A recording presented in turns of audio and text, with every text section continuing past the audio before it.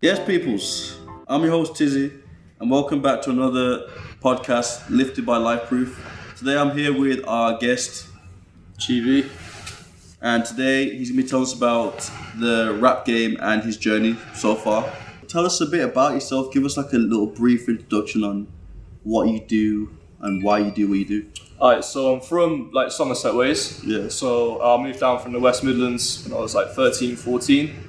And then I kind of just started making music when I was about 15, 16 years old, going through school, then through college. And then now I've decided I want to take it a bit more seriously. So I've got a management team and everything. I've got everyone around me.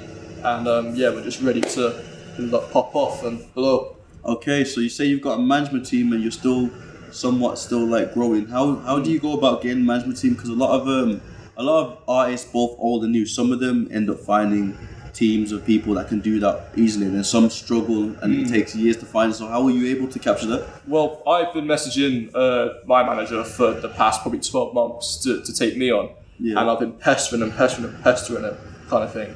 So it's been one of them really where you've just got to kind of find somebody that has the connections, so him, I kind of randomly came across his profile on Instagram.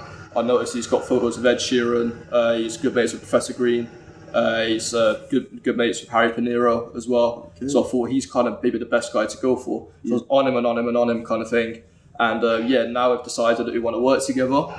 And yeah. So how are you finding that relation now where you're working with a group of people? Do you feel like it's hindered or helped you more than anything? Well, it helps because it kind of puts more pressure on you to keep your foot on the gas kind of thing. I feel like when you're just the independent artist and you haven't really got anybody on you, you kind of feel like you can relax a little bit kind of thing. Whereas when you've got a team around you, you're eager to get in studio, you're eager to get the music video sorted, you're eager to obviously earn the money to then putting it into the music. So yeah. Speaking of being an independent artist, so what's your opinion on signing to a label? Do you think it's the smartest thing to do? Signing to a label can be a good thing, but you've always got to read the small print. So I feel like with labels, a lot of labels nowadays are very they want all of the money from the artist kind of thing. So I've had 3 label contracts offered to me already, but a lot of them have been they want to pay me 50% and they want to take the other 50 and pay me only a few thousand kind of thing. And it's really I feel like the artist should get the bigger cut. So I feel like for artists that are trying to start out and that are getting offered these things, just take a step back, take the contract to a brief, get it look through and see if it benefits them or see if it benefits you, and then go from there really. So those 3 contracts that you offered, they weren't really benefiting you? Nah, so as I said, it was more 50-50 with the revenue stream. Yeah. But obviously I'll still get taxed on that and everything. And I feel say one of them songs was to take off all of a sudden, I've signed away 50% of my earnings for 3-4 years. And it's not worth it. It's really not worth it. In the long term, it kind of screws you over. It's just a short term thing. Yeah, exactly. So would you in these deals would you have owned your masters? Would you have owned your music still, or would that's the thing? No, I wouldn't have owned it. They wouldn't have owned another thing to look out for is they would have owned the music. So that means even when I left the label, if I want to go on to perform, I have to then ask them for permission, pay them so they own you essentially. Yeah. So you're techie, so sticky still. So with music, what upcoming stuff have you got? Tell us about your upcoming music videos. What have you got in the works? Alright, so I've got a new song coming out soon called Helicopter. I'm booked in for a music video with that in the upcoming weeks. I'm hoping for at least, as long as everything goes well. That is what I'm going to try and get onto Mixtape Madness, and then we're going to try and use that to obviously gain followers from there, get onto my profile, and then try and have them stream the other tracks I've got on there. And then Helicopter's gonna kind of elevate me as an artist, I feel. Interesting. So why is it called Helicopter?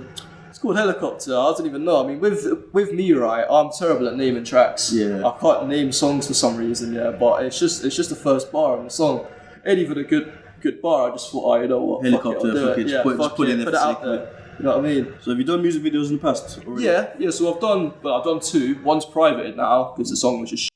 But the other one was recently for Rapstar kind of thing. So That was like it was took at Cheddar Gorge. Cheddar So if Gorge. you know Cheddar Gorge. Yeah, I know about Cheddar Gorge. Yeah. What is it called? You named it after Cheddar Gorge. Wait, Nah. you shot Yeah, it. shot it there, yeah, oh, yeah, okay. I thought the song was called Cheddar Gorge. I was like, okay, now I know you're terrible at names, but come on, man. Yeah. So, what about the process? How do you find the process of like making a music video? Like, Music video, I mean, that was my first proper one. So, like, the other one was my mate who's like a photographer kind of thing. Just had him video it and that. It didn't come out too great kind of thing, but I think his name's Luke. If it ain't, he's going to kill me. But I met Luke through someone else. Yeah. Like another artist by me through his Instagram. And then we linked up. We shot the video. You know, we spent like at least an hour and a half finding a decent place to like shoot kind of thing, because you don't want to just choose a random place, and then just you want to get a place yeah, which is like memorable kind of thing. So how long did it take to do the whole shoot from start to finish? I mean, it was only like a 2.5 minute track. It was one scene which was still like an hour and a half, 2 hours, maybe even a bit longer. Did you have to do a lot of takes, or did you kind of get it done within the first few takes? I mean, he typically does 5 takes. So we done 5 takes of the song, and then he kind of put all the best bits from each take into the music video kind of thing. Was it shot good?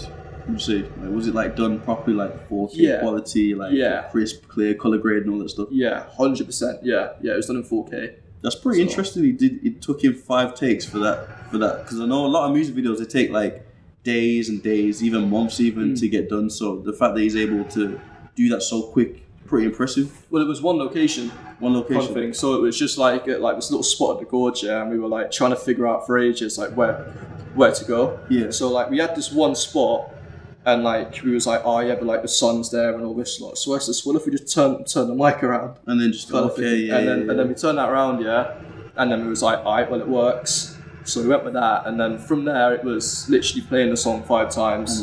But he took 10 days to edit the video. Okay, yeah, I see the post-production process is the longest bit. Interesting.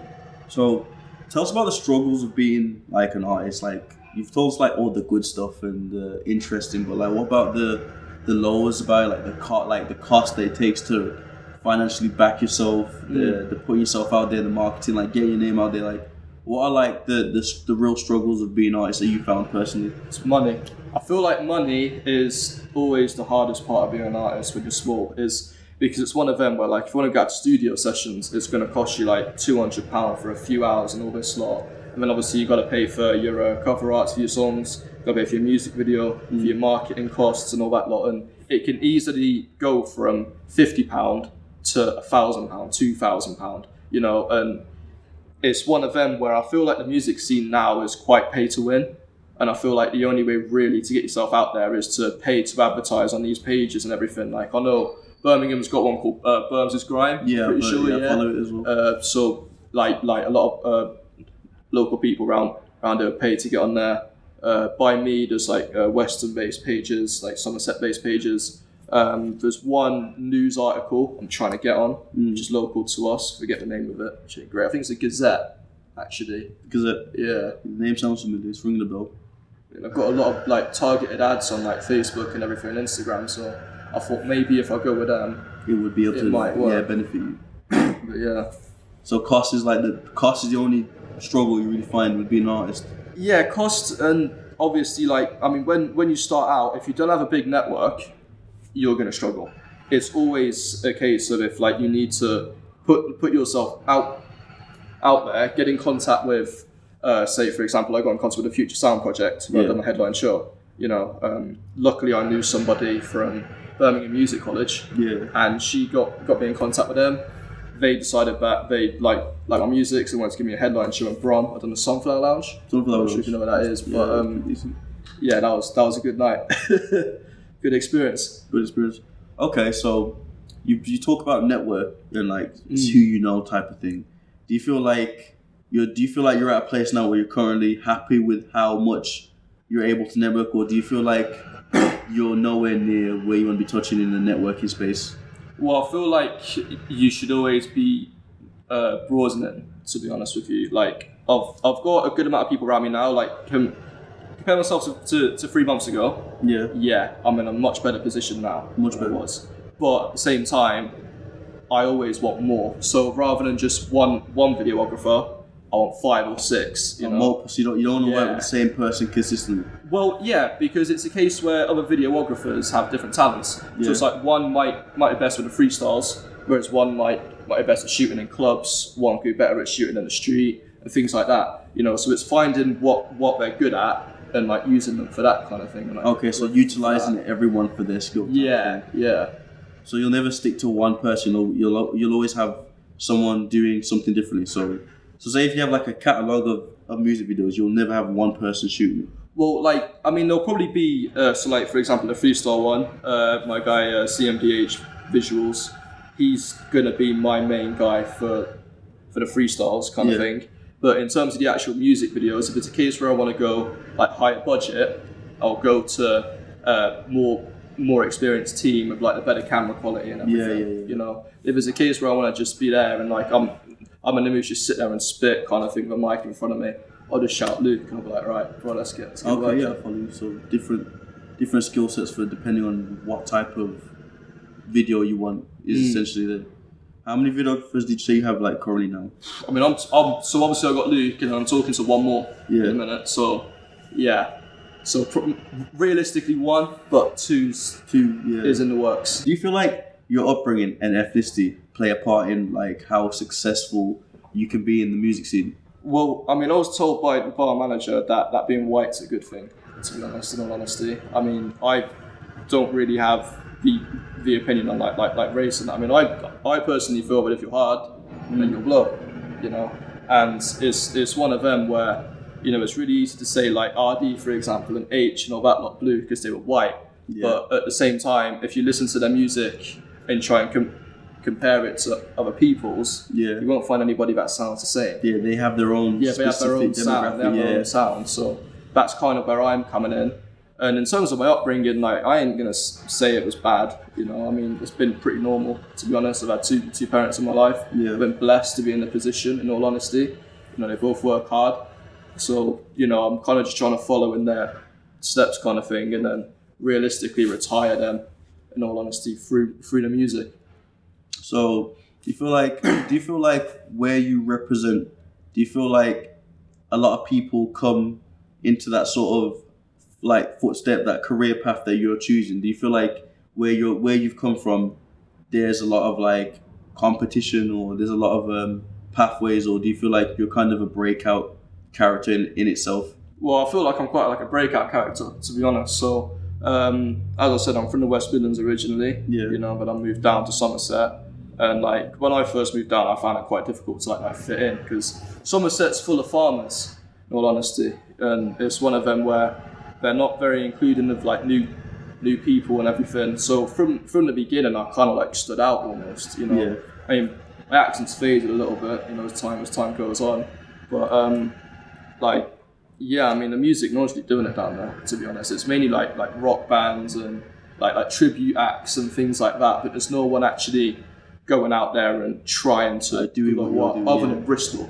But Bristol's mainly drum and bass, and grime, or like drill. You get a bit of drill in Bristol, but it's not really took off for everybody. It's not really mainstream.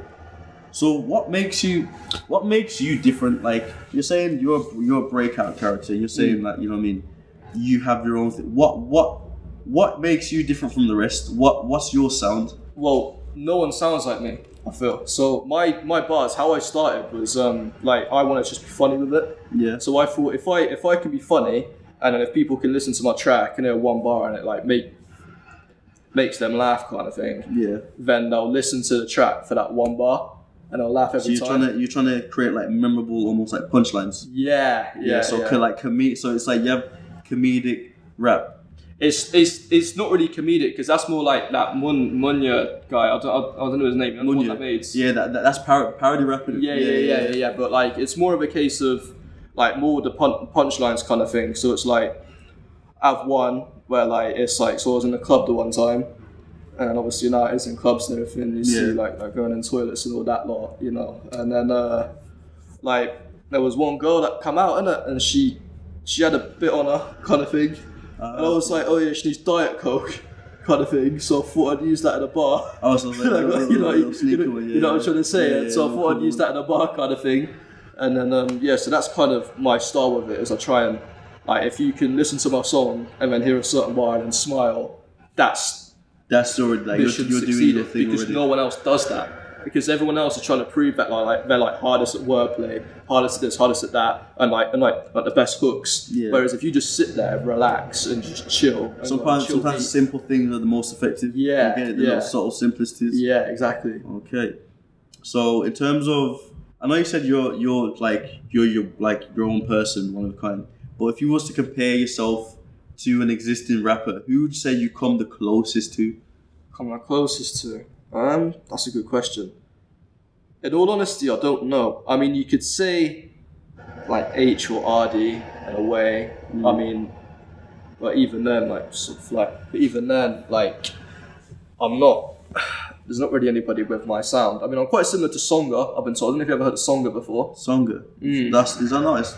Yeah, it is. Yeah, he's recently come on the scene. He made a track with Devilman, Mr. Traumatic, and that the Ballin remix kind of thing, and he blew off that. I haven't heard it still. I've been told I'm similar to him, but I don't really see it personally. You know, I think that's just because we're both white and we don't have accents, to be honest. But you know. But speaking of obviously race, ethnicity, whatever, do you feel like how you're perceived like kind of takes like a bit of a knock to your career growth? Like, do you feel like people already prejudge you before you're able to get into like certain opportunity spaces? Well, I feel like it's in a sense where like, they'll like look at me and think, well, it ain't come up from like a really hard, bringing kind of thing. But it's also one of them where I don't try and act hard. I don't try and be lie about the life I live kind of thing. Like I try and just keep everything real. Like me, I'll go out there drinking, girls and all that. So I'll spit about drinking and girls. I won't spit about being on the block, trapping, doing F, all that lot, because that ain't me, you know what I mean? So you keep it like authentic and genuine. Exactly, whereas I know a couple of people who, they'll be there with their mates and everything, they'll have a few drinks, then they'll just start spitting a bunch of bullshit, and it's like, well, that ain't you, is it? Does it sound good? Just heard Digga D, you know what I mean? Yeah. It can, but like, when you know the person, it's just like, it's like mate, just sharp, you know what I mean? You're not doing the remote thing about that. You ain't on that, What's the reason why you started music, and why do you still make music now? So I started, mainly just, I was in the back of an ICT class, with one of my mates, and we were just messing about kind of thing, and then we was like, should we write a tune out? And I wrote this one tune out in 30 minutes, and it was terrible kind of thing. I remember it, and I got rinsed for it. And I started school and everything when I put it out there. It got 600 streams in 2 days, but the only people that listened to it was people in my school. So you can understand, that it was played in classrooms and shit. That was the level of it. But that was embarrassing. And then from there, I kind of thought, well, I quite like the music thing. I actually had 2 or 3 people coming up to me saying, some of these bars are actually hard. It's just your flow and all that lot. So I thought, maybe you'll start to use those bars a bit more. And then I'd done it for about 6 months, then I stopped. And then during the first lockdown kind of thing, I feel like that was my lowest point kind of thing. And I thought, right, okay, I need to kind of pick myself back up. So I started writing bars again to just make myself laugh. Yeah. And then now I've got a folder on my other phone where there's just loads of funny bars kind of thing that I try and put in my songs now kind of thing. So I guess it kind of started back up with me just being quite low and then wanting to be alright again. So I hear a lot of people like when they say that they got into this because of so and so. A lot of people these days say lockdown, when I was during lockdown I did this and that's why I started feeling da da da. So do you feel like you'd still be doing what you're doing, or you'd be in the same situation now if lockdown didn't happen? Yeah, because I've always had the interest in music. I look at the big rappers and I'm like, I want to be that. I feel like maybe my lyricism would have probably a different approach. Maybe I'd just be sat on those harder beats, trying to just spit kind of thing, rather than going for the more comedic side with a couple of bars and everything. But I'd still be doing music. It probably wouldn't sound the same, or I would have found this sound now probably a lot later. So you'd still be in it, it'd just be a different way of how you do it. Yeah. So regardless, the music was going to come anyways. Yeah, 100%. So you've been doing it for how long? 3 years, you said? Like Or roughly even around? longer, really. I mean, I started in end of year 10. So I'm technically first year of uni now. First year uni. So that's like 4 years, 5 years. So within that space of time, have you felt like, have you ever gone through the period of feeling burnt out? And Yeah. if so, how do you avoid that? I mean, it's one of them really where that's a good question. It's one of them where you can't sit there 24/7 and write. You have to go out and do things. You have to have other goals. You can't just have this in mind. I mean, it's like you should always have a plan B as well, obviously, because there's a lot of people out there who are hard and they're sick and everything, but they just for some reason don't blow. Yeah. You know what I mean? And it's like, and it's sad because they should be at that top level and they have the star power as well, but they just for some reason haven't had that chance to blow yet. So. What does it take to blow? Like, what do you from what you've seen being like within that space, that environment? What do you think it takes, in your own opinion, to actually blow? A lot of luck, to be honest, having the right song at the right time. So it's not talent. Yeah, I mean, talent obviously comes with it, but it's one of them where, as I said, there's a lot of talented artists out there. There's a lot of talented people doing music, but at the same time, it's like a summer song. You don't release a summer song in like the winter, So it's all about timing. It's all about the right channel as well to put it on. Yeah. It's all about the right way to market the song. So on like TikTok, for example, like how are you going to come across to your audience, So, I mean, it's like like with me for Helicopter, when I get the music video done, I don't know if you had the like meme thing for like helicopter. Yeah, that's what I thought about when you said it. Yeah. I'm going to have that at the start, and then it's going to go into the first bar. Yeah. And that is what I'm going to kind of use to market on TikTok. So it like starts off that's funny. clever. Yeah, that's how it starts. So it is how you market it as well and how you market yourself as a person. But it is a lot of luck, in all honesty. A lot of luck. I mean, it's like H, for example. Look at H with Straight Rhymes. If he didn't get GRM sharing that, he wouldn't have blown for that.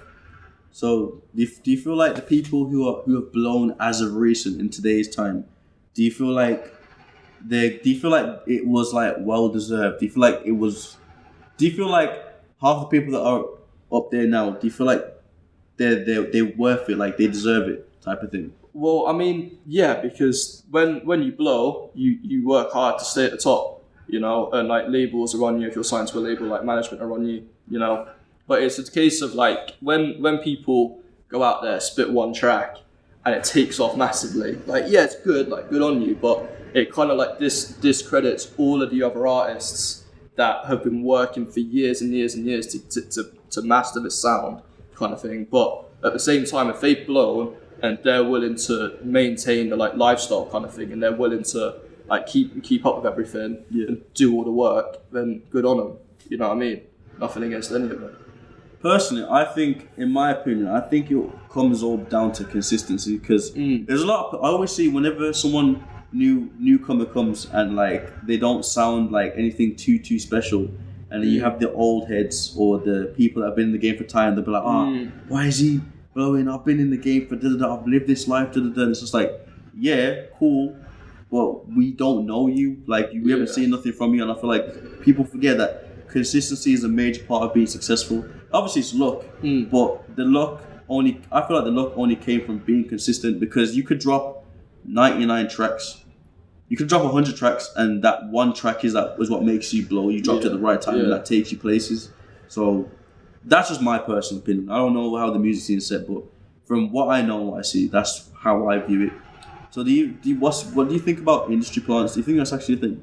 I feel like it's one of them where it's a case of like they kind of tell you to be a certain way and like act a certain way, but even with me, like I see this as more of a passion, so I couldn't have somebody offer me a big money deal to spit, as I said, about things I don't live, or like be someone that ain't me, because I just feel like I'd struggle to like maintain that, whereas like with me, I'm quite like confident, like I'm outgoing and everything. If somebody like turn around to me and said, right, GV, lob on the bally, you're gonna spit your roll, I'll be like, nah, I'm good, man. You know what I You mean? need to keep that. But I mean, if they want to do that, That's up to them. it's up to them. Go and grab the bag, innit? But it ain't for me. So you want to maintain that authenticness your whole career. Yeah, the authenticity. Yeah. So hypothetically, if someone did offer you, come along, it's like, we want you to project, we want you to display yourself like this, and they were offering you like money. I'm talking like in the millions. Yeah. Are you still gonna stick by it, or are you gonna compromise? I mean, it depends, innit? Cause I don't want to like sell my soul in that. You know what I mean? I don't want to be doing all that shit. But like, you know, I mean, if it's one of them where, you know, it's, I mean, this is where I go back on myself, really. If it's one of them where it ain't nothing too heavy or too bad kind of thing, like, yeah, sure, you know. But if it's a case where it is literally I'm going out there and I'm gonna act like a complete and utter like just knobhead kind of thing to get these millions, I don't want that, you know. Yeah, because you know what I mean, you want to earn it the right way. Like, you can have all the money, but then if you're being perceived as this type of person, it doesn't really sit well with you, does it? Exactly, yeah. What do you think of this new wave now, where they're taking where rappers will take like classical songs and remix it into like a drill song? I've done it myself. You've done it, so I can't say too much. I mean, it's called Under My Skin, it's out now, but you know, like, it's one of them where if you do it properly, it could like be done H's good. Baby, hard, you know. Yeah, that one's sort of... A1 and J1, hard with it. Wait, which one? They're both solid artists. Let's be honest. A1 and J1. Which song did you like? They did the remix. The one with T on Wayne, I think, was a sample, and then you got Coming For You, which they was a feature on the Switch OTR. Yeah, Switcher does it a lot, doesn't he? Do you like Switcher as an artist? Yeah, I mean, obviously I've listened to Coming For You, and then en route kind of like blew a little bit on TikTok. You know, it's all right, but like that's my kind of flow that I go into. You know, like when it's like one of them where you can't have too much of it. Yeah, you gotta know when to like not oversaturate the thing. Yeah, it's just like, okay, now you're just doing the same regurgitated stuff, etc. So I think the one artist that actually kind of is doing it somewhat decently right now is what's his name? He did the Us Against the World. Strands. Yeah. What do you think of Strands? Strands seems like a sound guy, to be honest. You know what I mean? Obviously, he done a song with Digga D that bangs. In all honesty, that bangs. I think he's got a new single out that I need to go listen to. J'adore. Is it J'adore? Yeah. It's a I've heard the chorus on it and it sounds hard. I need to actually give it gives me like 50 Cent vibes. Yeah, like old school classic. Yeah. Hip-hop. And like bit like the English Pop Smoke. It's probably the best way to word him. Yeah. He's got a little presence about him, a little cadence. Yeah. If you could work with any UK artist, who would it be? And if you could work with any US artist, who would it be? I thought about this, yeah. So UK H. It's just one of them where I just think it'd be funny. You know what I mean? I feel like my energy and Stu, and then his energy are just. He's got a good presence about him, doesn't he? Whenever he does anything, like you feel. He's one of Brit, man. Exactly. He's one of Brit. He's doing his thing, and like, he's been consistent. You know, like he's one of the few rappers like out there that I actually like genuinely respect because you know what I mean. You can see the journey, the growth, the development. Like he puts in that time. So about US artists, who would you pick? US. Yeah. US. See, I don't really listen to many US. You don't listen to US? I don't listen to US, and it's like obviously you get dons that are gonna say, "Oh, I want Drake and I want all this." Like, yeah, but that's just never gonna happen, man. You know what I mean? That's some Jay Hustle or something. But it's like one of them where I feel like, I mean, I listened to a guy recently called Tizzy. He's from Detroit, I think. Is he underground? Not really, no. I mean, he's got quite a few listeners, and then obviously Boogie of a Hoodie as well. A Boogie. He's hard, Yeah. A Boogie's good. He's good. A Boogie's hard, so probably be Boogie, to be honest with you. He's a good pick still.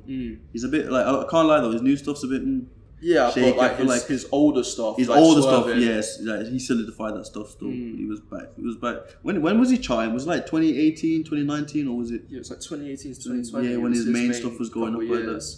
He started to like, he hasn't really died, but he's not reaching. He's not up there level. like how it should be, but he could still come back. You never know with these artists. Obviously, yeah. So in terms of artists as well, how have you found like performing like on stage? Because you said you did the performance up was it Western? Yeah, so I've done so now that was in Burnham kind of thing. I was brought on by somebody for that. I was like a D&B gig though, so I had to take all of my tracks and split the lyrics over D&B beats, kind of like on a freestyle thing. That was the first ever time performing, so I had that mixed in with the nerves and everything. That was in front of quite a few people. What's it like? How does it feel when you're up on the stage and all eyes are on you and you're the centre of attention? You're like nervous, until you start spitting, and then you see heads bopping.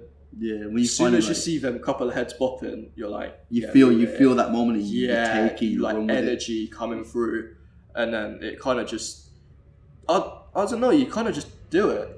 Like, you kind of just perform, and like you try and put on as best of a show as possible. Yeah. You try not to spit with like your head down and all this. Like, you try and like get the crowd gassed. Yeah, you know gotta what I ride with mean? the Like, momentum type of thing.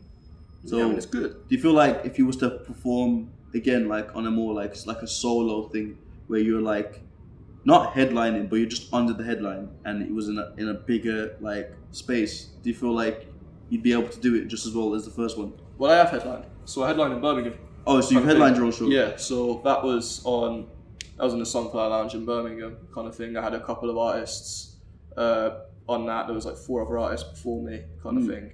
And I knew not really many people that showed up to that, you know, and there was quite a few people in there that didn't know who I was kind of thing, because they were listening there for the other artists. Yeah. So they kind of saw me as a new thing. But I played JD and Coke was my first song.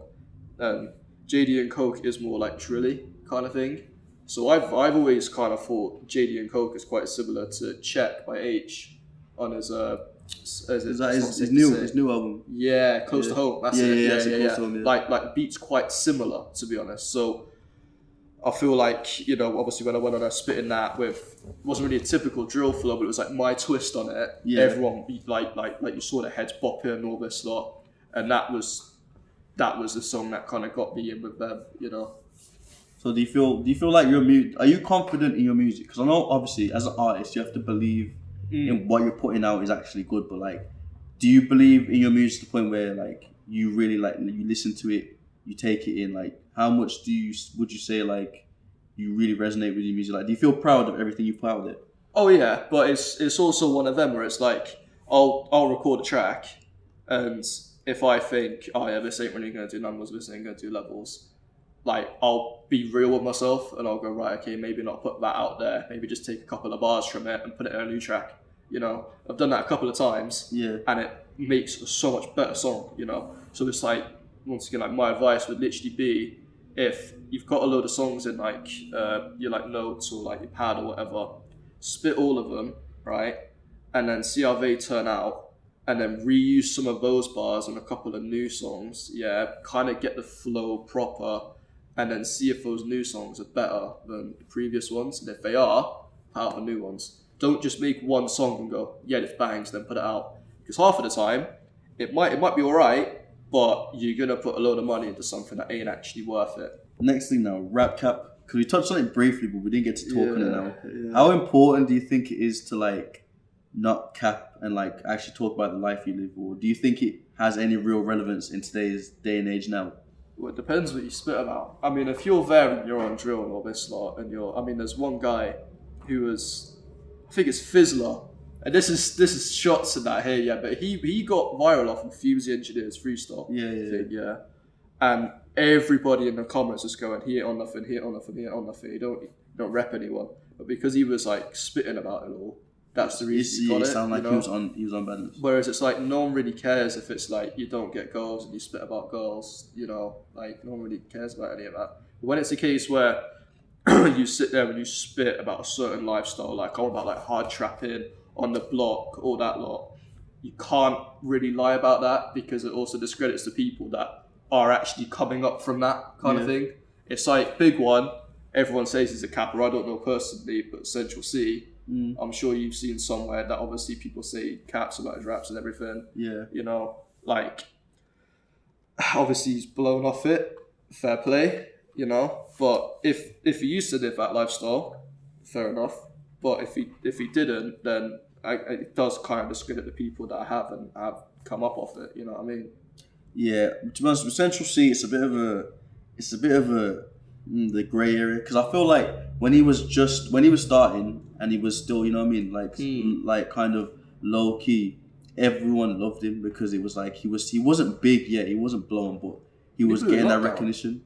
Like, I think, was it during lockdown? Yeah, it was Day in the Life. And it was Day in the Life and Loading, and that's when like he was getting the most love. Like no one had a bad word to say. But now that he's gone international and like he's getting opportunities over other artists, that's where people are like, oh, he's lying, But then it's like, is he lying? because he's worked with a lot of people that actually live that sort of stuff, and it's like if he really wasn't about what he's on, would they be working with him? Would they be chilling with him? Because it's one thing to work with an artist, but to be seen with them outside of the rap game, it's like that kind of tells you a lot about them. Personally, I'm biased because I'm a Central. I would say I don't like using the word fan because that implies like oh sign my shirt. But like I enjoy his music because I feel like when he spits, it feels genuine. You know what I mean? I feel like he's hard. He's hard. It's hard. And it's just Dave. But Sprinters, big bang. It's been on replay every single day. Man. Always in my car. Big bang. So the beat, the flows, it's just it's top hard. track. Yeah. But that's what I mean is he's hard, you know. But it's one of them where it's like, you know, you get people that could spit about hard, but they haven't actually lived it. Exactly. And I feel like it's one of them where, like, in a way, really, like, in my opinion, I don't think anybody should decide they want to live that lifestyle of going in that jail and things like that. Like that, you know, isn't something that should be glorified. I feel like what should be glorified is obviously like going uni, you know, getting obviously the, you know, like the legal way of doing things, you know. Is the best way to word it. Is obviously going legal, you know, but everyone's got their own reasons, you know, and who am I to judge them for going into that, you know? But at the same time, that's also why I wouldn't go out there and spit about certain things that I don't live, because then it offends them, and I don't want to do that. Yeah, I get what you mean. So for the people that actually do live that life, so say like you have them, you know, you have those artists that have lived that life, and obviously as they were younger and they got into rap, they talk about that. What do you think? What's your opinion on like rappers that obviously they get to that age now where they're grown men and they're still rapping about that stuff? Do you feel like as you get older and you're in the rap game, you should still rap about that stuff, or do you feel like it should change? Well, I mean, like you could say that about like Nines, for example. Like Nines has been in the game for years, but he's hard. He clearly doesn't do anything now. You know, he's too big for it all. But he's like what? I mean, he's got to be in his late 20s, surely early 30s. You know what I mean? So. Like it's one of them where music is a way really to express yourself. Is how a lot of people put it, you know. But it's one of them where I just leave them do them, you know. Like once again, like who am I to judge what you want to spit about, you know? Like in 10 years time, if I'm still doing music, you know, I mean, bit of luck I am, you know, I doubt I'll be spitting about going out to clubs, getting pissed and all that lot, you know what I mean? Like, I'll probably spitting about, I'll be spitting about what I live at that time, which wouldn't be that, hopefully, you know. Do you know about that new, there's like this hype for this new, I think he's been in it for a while, but he's like young, he's a US rapper, Lil Mabu. Lil Mabu, yeah. What's your opinion on him? Nah, he's hard. I mean, like, he's just funny though, but this is what I mean, like, everybody's seen him, he's blown up as a meme kind of thing, realistically. Like, he is a meme, and it's like he'll sit there, he's got a new song called, I think it's Mathematical Disrespect, I heard it. And like halfway through the song he changes his tone of voice with like a t-shirt and all that, like, loves police and all this lot, but it's funny, it works, it's funny, comedic kind of thing, and that's where like he is the niche for comedic, and he's blown off it, and look what he's done, you know. I mean, like he might have lived it. Who knows? I mean, I don't know personally. I don't really know like too much about the guy. Yeah. But he's doing his thing. Still, he's doing his thing. So it's working. He's commercialized himself. He's earning, bro, and that's the main thing. That's the main important thing. So with rap itself, or like that certain genre of rap where he talks about like shootings and stuff, do you feel like rap glorifies violence? Nah. You don't? Nah, I don't know. I feel like a lot of like the older generation, like police especially, will try and like blame violence on drill and all that lot. But so you don't think drill glorifies it in any way? I mean, it's like, mate, like I used to play at GTA kind of thing, but I ain't stonily playing. Do you know what I mean? Like it's one of them, you know. Like it doesn't really glorify it, I don't think. I mean, obviously you get certain like the very, very, very odd few that listen to it and like gas themselves up, kind of thing, going, yeah, I'm gonna go out and do this. But it's like, in terms of the majority, no. I think if I'm being honest, the thing that does, you know, like that leads people into that lifestyle is lack of role models. You know, it's like if like you don't know who to look up to, you're gonna look up to the person that's coming in with like the nice car, the watch, the girls. Typically, that's the guy who's trapping, the guy who's at the top of the chain with trapping kind of thing. You're going to go up to him and go, oh yeah, so how can I be like you? And then all of a sudden he's bringing you into that world.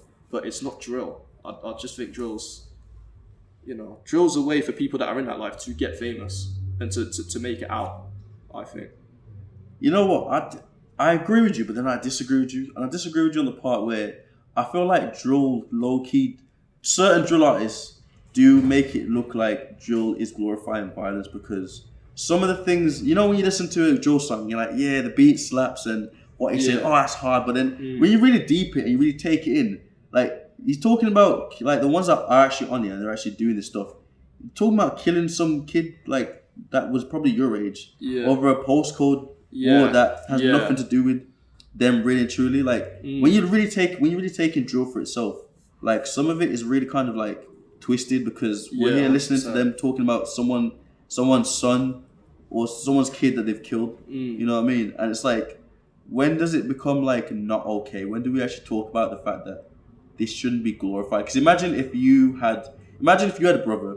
Do you have any siblings? Yeah, I've got an older brother I met recently, and then 2 older sisters. So. Okay, but yeah, say you have a brother now, and he was involved in that life, and then he got killed, and then this drill artist is like made a song about him, and that song gets like, it goes commercial, it blows, and you're just constantly hearing about that, referencing about how your brother got killed.